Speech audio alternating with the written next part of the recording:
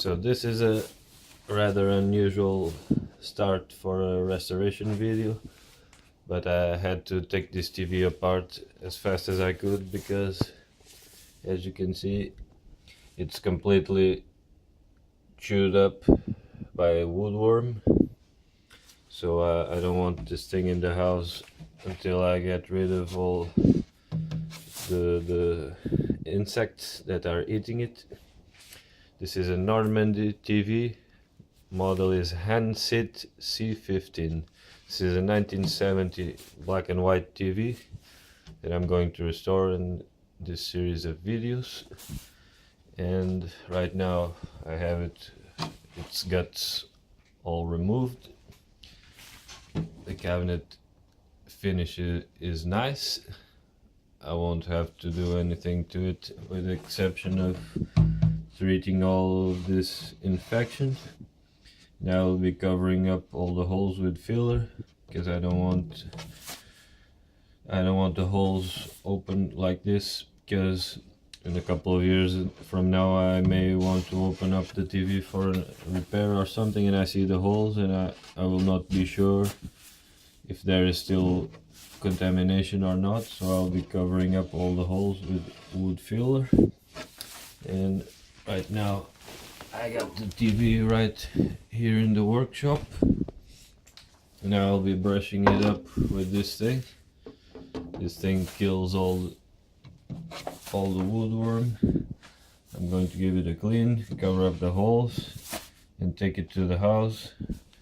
Reinstall the faceplate that is plastic and is stapled right here, and start the electronic restoration.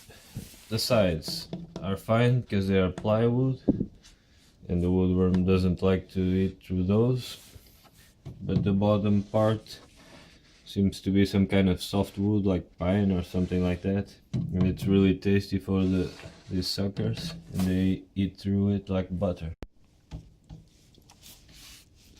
So this is end of the world for these insects.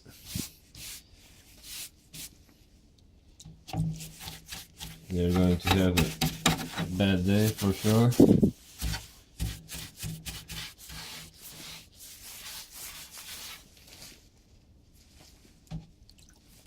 We want to soak this thing in order to kill them all. Wood will absorb all of this liquid and it will kill them and protect the wood from further infection. At least that's what I expect it to do.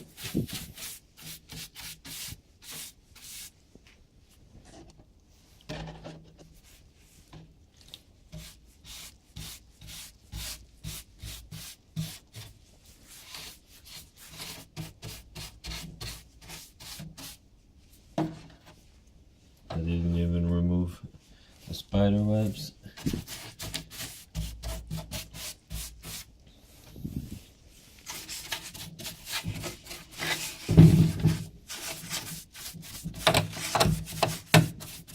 We need to do this a couple of times. We need to soak it, let it dry, and soak it again tomorrow. And repeat that 2 or 3 times and this thing will be good for the next years without getting any type of woodworm again. Looks like we got a date code right here, 1970.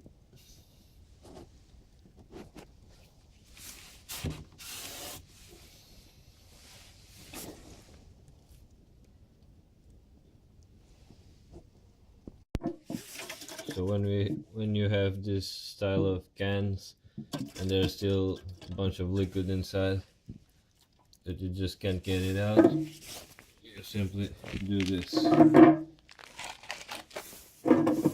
Get a screwdriver, puncture it right here.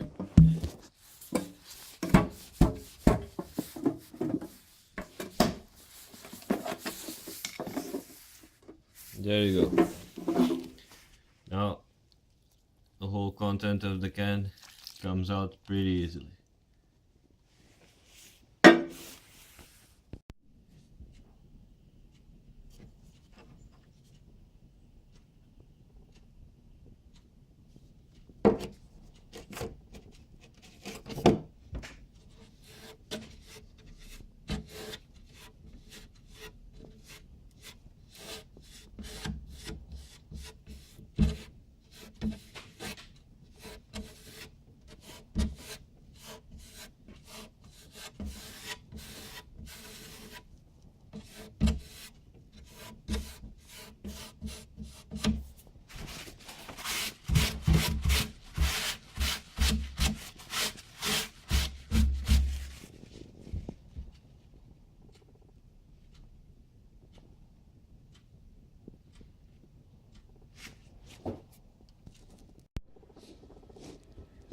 So the cabinet is all assembled back together. CRT is in place, faceplate is in place. This thing was stapled to the wood, but I cannot restaple it because my stapler doesn't fit.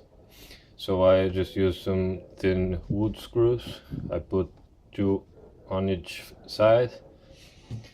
It's well secure. I also cleaned it. Still has a bit of yellowing right here that I can't get it out. Polished the knob, give it a nice clean. I still need to polish the wood, but it's in a reasonable condition. Everything is mounted back on. Here's the tuner. This is the VHF tuner, and this would be the UHF tuner right here. But somebody removed it, probably because it was faulty. So they fitted this aftermarket UHF tuner up here, and they put this knob and this switch. This switch is between VHF and UHF, and this does the UHF tuning. The way this thing worked before was much more elegant because it's a continuous tuner with a heavy cast iron flywheel that you can make it go up and down pretty fast. Once you take it all the way up here to the top to this UHF lettering right here, it activates a switch and switches from VHF to UHF automatically. Of course, now that is disabled because they put that thing right there. It doesn't really matter to me because I'll be using it on channel 3 right over here. It also has this cheesy looking but cool plastic slider thingies that you used to mark your favorite channels back in the day, where you had many over-the-air transmissions. Of course, now that's all gone. So I have the chassis all disconnected. The tuner plugs in here. This plugs in here. The anode is disconnected. This is for the speaker. This is the yoke plug, goes right here. After you remove those things, of course, we have also here the video pin if you want to disconnect it. Then we can pull the chassis out. Let me do that off camera. So chassis is out. As you can see, I covered up all the wood wormholes after killing the infection, of course, and I sprayed some brown paint on top just to mask things a little bit so nobody will be able to see that there was filler applied there. I give it a little bit of a clean, nothing too crazy. Removing the dead spiders and stuff.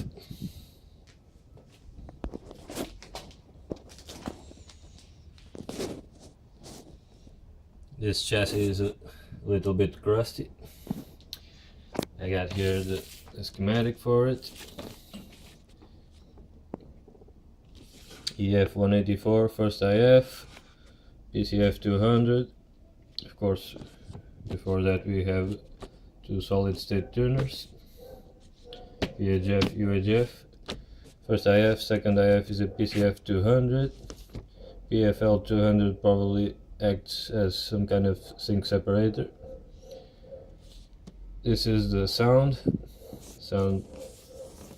here, this section over here.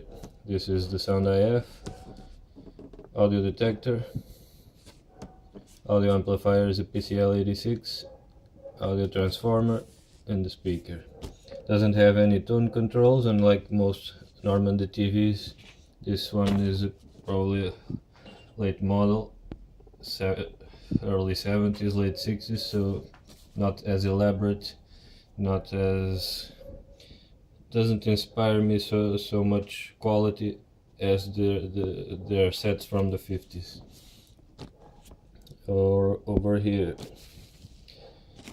I'm still missing a little bit of the schematic because Radio Museum only allows me to download 3 pages per day. Got our PL500 horizontal output, pretty standard. PY88 as a damper. DY86 or 88, I don't know. It's the high voltage rectifier. DCH84 is the horizontal oscillator. Here's our vertical section.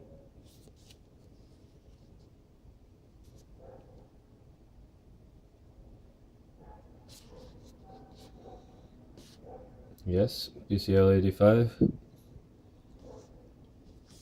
vertical.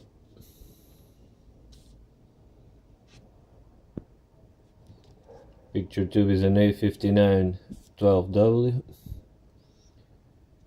These seem to be reliable as far as I know.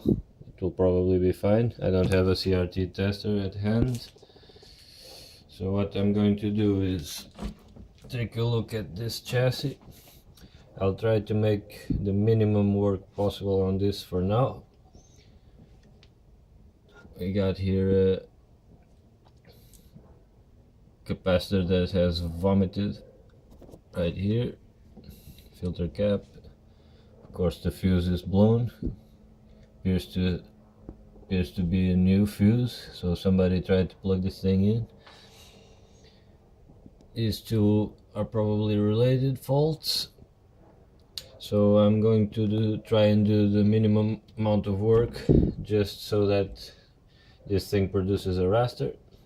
If it produces a bright raster with full deflection, if the tuner is alive, I will then restore it, recap it, clean it, etc. But before I waste my time and money on this, I'm going to try and test it first.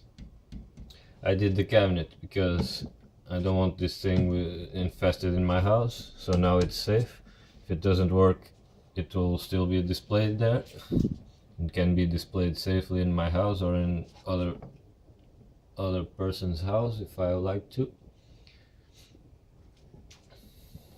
Ground strap is missing a wire from here to the chassis. Power switch has been bypassed. Switches and potentiometers are the cancer of Nordmende TVs. They always seem to go bad on these things, and they're never standard parts. They're always weird looking with weird taps, etc. So yeah, I'm not gonna touch this for now. Anyway, first thing I'm gonna do is unsolder this can, put some capacitors there, replace the fuse, take a look around and plug it in. Let's see what it does. Here's a look at the back of the chassis. Pretty rusty. This thing has been exposed to a lot of moisture. Check out that rusty resistor. So what this will need is probably capacitors. These red ones are pretty reliable, but they are deteriorated. You cannot see in the camera, but they're all bubbly. They will still probably work for a couple of minutes, but then they will start to leak and short. These plastic encased, these green ones and these yellow ones, these last virtually forever.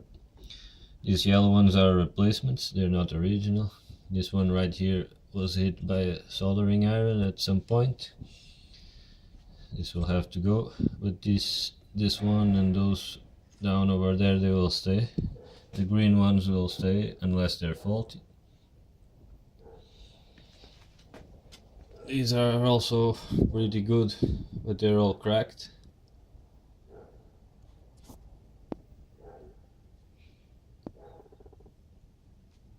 All cracked. This is the offending one that we will be removing right now. Got here our rusty vertical output transformer. This is a choke. I already replaced an electrolytic over here. I still want to tidy up this thing a little bit. It's just temporary because it was exploded. This is the audio output transformer. These are not tappings for the audio. This is just a board that they use to make connections. The transformer is independent and it's here on the back. Vertical output transformer seems to be a replacement. It's held on by a copper wire. Got here some replacement electrolytics, but they left this in circuit, and I think it was open, but now it's starting to short because somebody put a fuse and the fuse blew up. The way that this fuse is cremated, it has to be a hard short.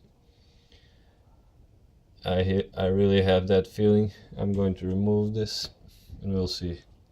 The way, other thing I want to show you, completely tinned traces on this board, which is really nice. And look at the way that they soldered the component, bent the pins on the components and then soldered. Makes for a very reliable connection, but also makes removing of components a hard task. The way I do this is I hit the pin with the soldering iron, and then I hit it with the air compressor, because I don't have a solder sucker pump right here. I'm going to show you how this is done.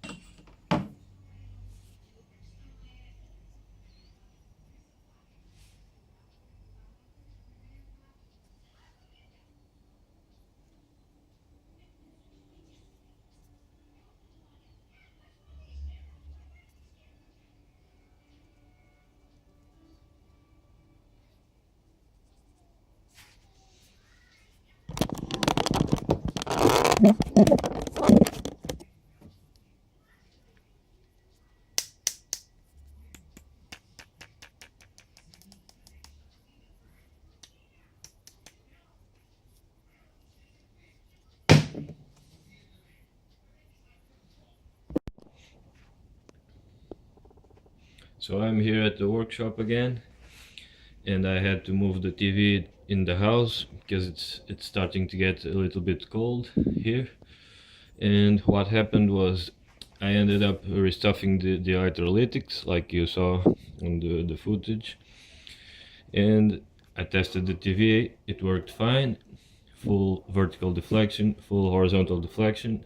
It had a picture. I fed it with my RF modulator on channel 3. It worked fine.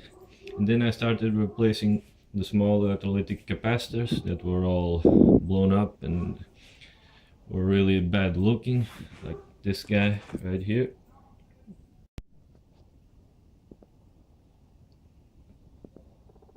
This guy right here looks really toasted. So I replaced a couple of those, but very careful not to fit them backwards, etc. And after fitting the last one, I tested the TV. That was presented with a nice horizontal line, so no vertical deflection whatsoever. And I thought, what did I do wrong? So I ended up putting the old leaky capacitor again, and with this capacitor installed we have nice vertical deflection, nice linearity, etc. With the new capacitor on, nothing, just a horizontal line. So be advised, those who like to shotgun the TVs and radios with new parts and then they don't work anymore, you're about to see one of the reasons why you should not do that. So let me zoom in. This guy is this. It's a cathode bypass capacitor for the vertical output tube. And if it's open, you wouldn't even notice. It would work fine. But this is almost a dead short. It's shorted. And I looked at the circuit and I thought, why would this work with a shorted capacitor shunting the cathode to ground? It would only do that if the cathode resistor is open. So it was the first component that I tested, and here it is. It's wide open. So this capacitor was making the function of this resistor, and with these two faulty components installed, the TV worked just fine. Replacing just one of them makes the TV not operate properly. No vertical whatsoever. I even tried shunting here the height potentiometer with no effect. So I immediately turned my attention to this guy, and sure enough it was the fault. So always recap TVs or radios step by step. In that way you know what you have messed up. If you mess up something, you will have an easy time diagnosing it.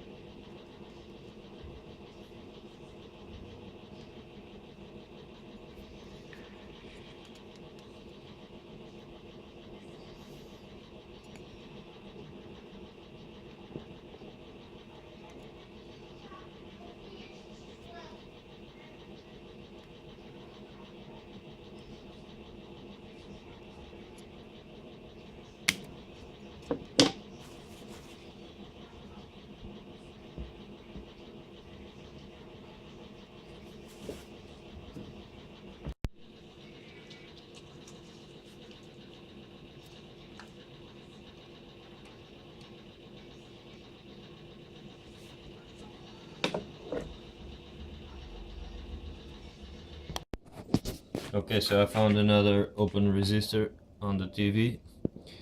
This time was this guy right here, connecting to the horizontal linearity coil. Says here Zeilenlinearität. I think I'm pronouncing that right, which means line linearity or horizontal linearity. It was wide open, so I replaced it. It didn't seem to make any difference. The TV was working fine without it, and I didn't have to adjust the linearity. And here it is, it's this one right here. This one was the one that was open in the vertical circuit that was causing the vertical collapse. And as you can see, they are the same type of resistor. They're probably low quality parts. I looked into the TV board and didn't find any more of these resistors, or I would replace them. This right here is the pile of dead capacitors. They're all extremely leaky, with the exception of this yellow one. This is a replacement, but somebody touched it with the soldering iron and it melted the casing of it.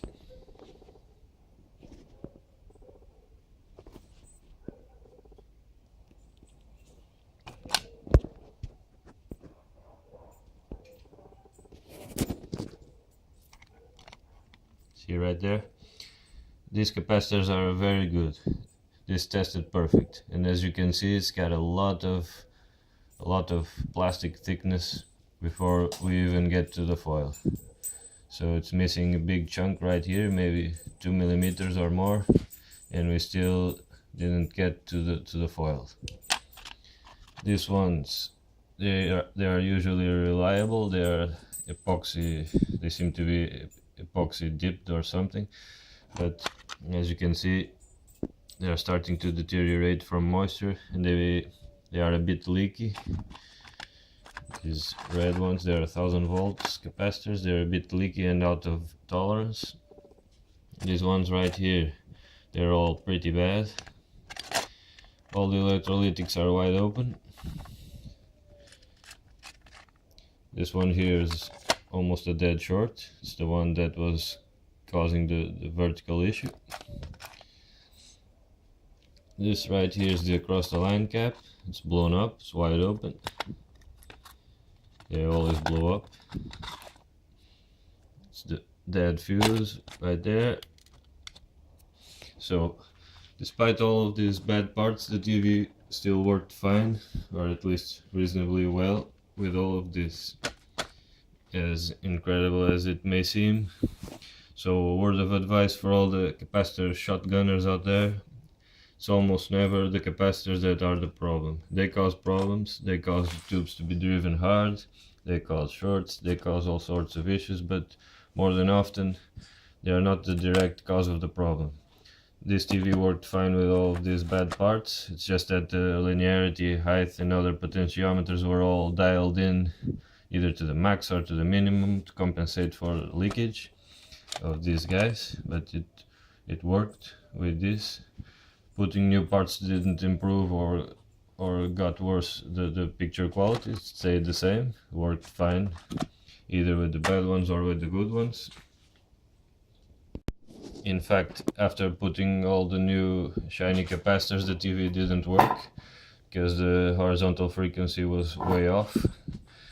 Linearity was crap, height was crap, everything was screwed, so I had to do a full adjustment of the TV. So if you are new to this, make sure you learn some theory first. Don't go replacing components like crazy, and then you start crying because the TV doesn't work. This is the innards of the main filter cap. Looks pretty bad, but measured fine with the exception of one of the sections, which was wide open. But as you can see right here, we're starting to get some deterioration on the foil.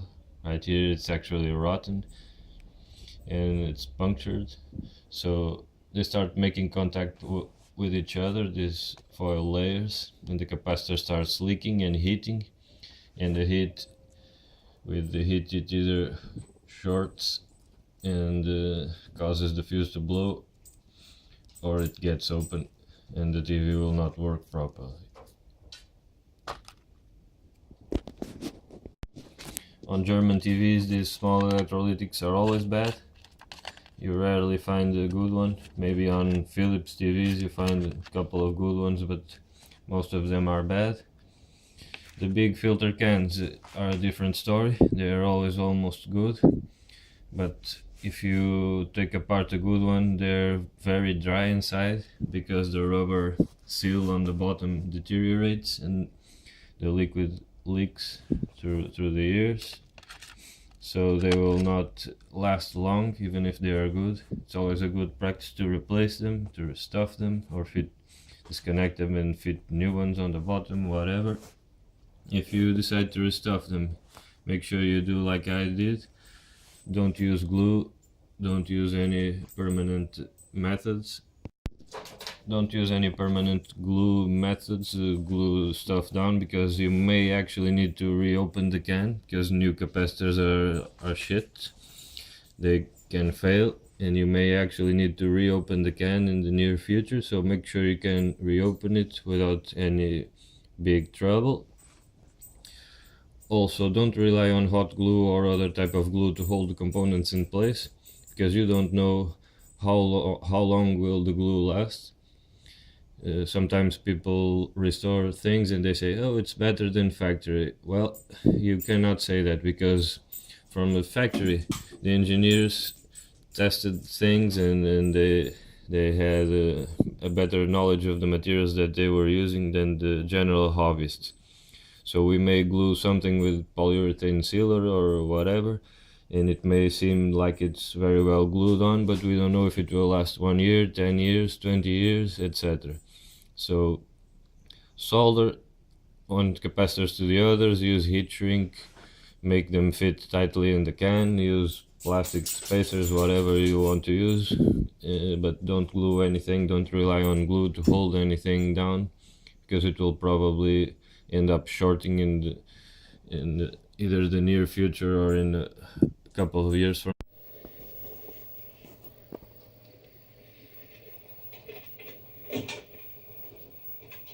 You know, it seems an awful waste of talent. I thought you liked him. I did. Is this thing rigged up? I rigged the briefcase myself.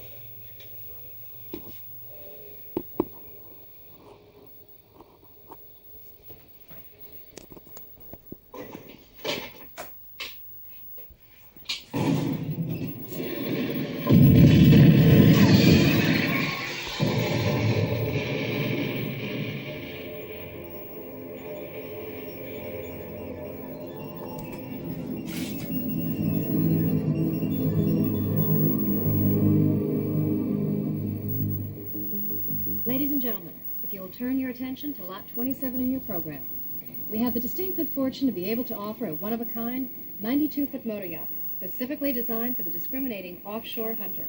Launched in the spring of 1984 at St. Petersburg, the pirouette